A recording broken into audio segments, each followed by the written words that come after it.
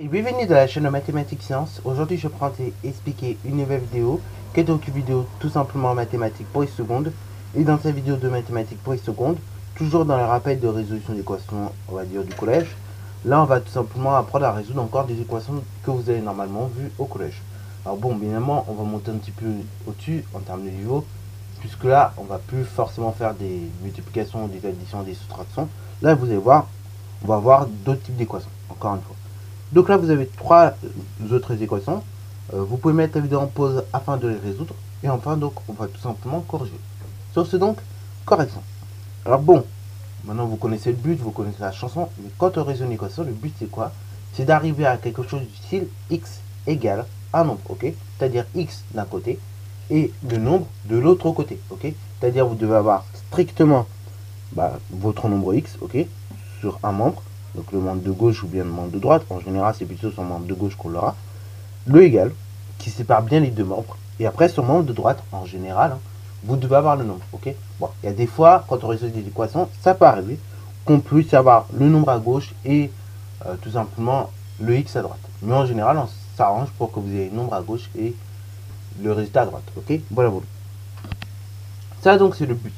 Maintenant, pour arriver à ce but-là, vous l'aurez deviné, on va appliquer un certain nombre de règles, ok? Dans certains cas, on va diviser, dans certains cas, on va multiplier, dans certains cas, on va additionner, et dans certains cas, on va éventuellement donc soustraire, ok? Là, en l'occurrence, vous allez voir que sur cette équation-là, on ne va pas forcément additionner ou soustraire, ou diviser comme on avait fait. Là, on va faire d'autres types d'opérations. On va être amené notamment à multiplier. Donc, première équation, x tiers est donc égal à 27. Autrement dit, je recherche un nombre qui, divisé par 3, va me donner 27, ok? Bon, c'est simple. X divisé par 3 égale 27. C'est-à-dire que, donc, X, c'est forcément égal à quelque chose multiplié par 3. Donc, ce que nous allons chercher à faire, c'est annuler le dénominateur en 3. Ok? Pour annuler un dénominateur en 3, ok? Pour annuler une division par 3, on va donc multiplier par 3. Ok? Ainsi, donc, j'obtiens X tiers multiplié par 3. Ok? De sorte à annuler mon dénominateur 3. Qui est donc égal à la chose suivante, c'est-à-dire 27 multiplié par 3. Ok, voilà, voilà. Comme j'ai multiplié par 3 sur le membre de gauche, je suis obligé même de multiplier par 3 sur le membre de droite. Ok, voilà, voilà. De sorte à conserver mon égalité. Alors, donc, ça veut dire qu'au membre de gauche, j'obtiens tout simplement x. Ok, puisque oui, une division par 3 plus une multiplication par 3, ça fait 1. Donc, ça s'annule. Et après, multiplier x par 1, ça fait directement x. Et au membre de droite, 27 fois 3, 81. Ok? Voilà, voilà. Et ainsi, si vous vérifiez, 81 divisé par 3, normalement, vous trouvez 27. Alors, du coup, on note de la manière suivante. On va dire que la solution de cette équation, c'est donc égal à 81. Et on le note de la façon suivante. Grand S entre accolades, 81. Ok? Voilà, voilà. Alors, donc ça, c'est pour la première équation. Maintenant, donc, on va passer un petit peu à un niveau supérieur. Et donc, on va résoudre la seconde équation. Alors ici, c'est un petit peu autre chose, mais c'est toujours dans le même délai. Nous avons donc cette fois-ci, attention, pas x tiers. Nous avons 3 quarts de x qui va donner 24. Là, quand je dis j'ai 3 quarts de x qui va me donner 24, en fait, je recherche un nombre qui multiplié par 3 quarts va tout simplement me donner 24. Ok? Et là, ce que je vais chercher à faire, c'est annuler en quelque sorte la multiplication par 3 quarts. Ok? Effacer ce 3 quarts. Et pour annuler une multiplication par 3 quarts, vous allez tout simplement diviser, autrement dit, donc multiplier par l'inverse de 3 quarts. Ok?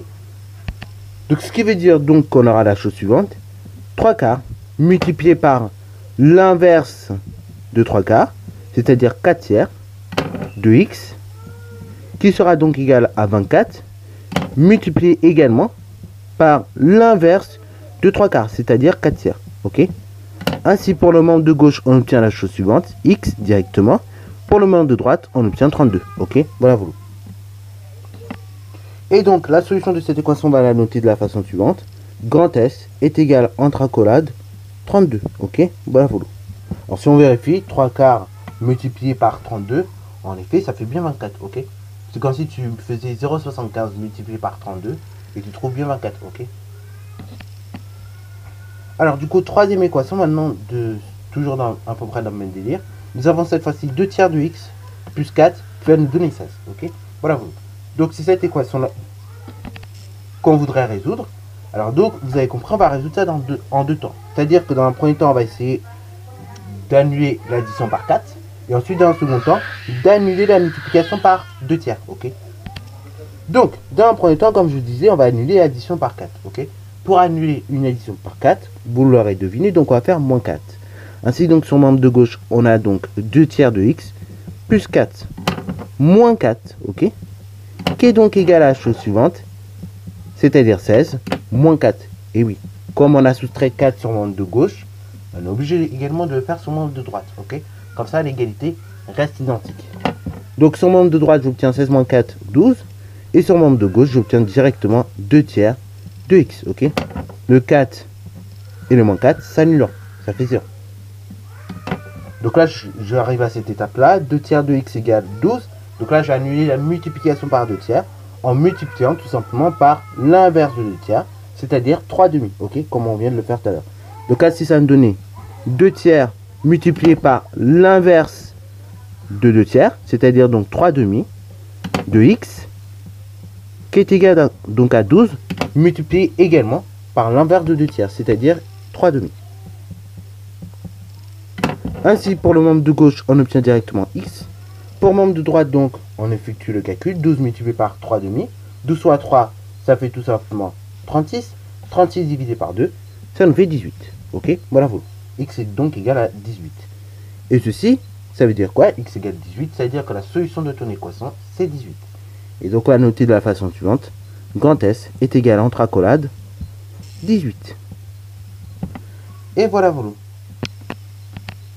Sur ce, donc, c'est la fin de cette vidéo. J'espère qu'elle t'a plu. Si c'est le cas, n'hésite pas à la liker, commenter et bonne reste à toi en mathématiques et en sciences.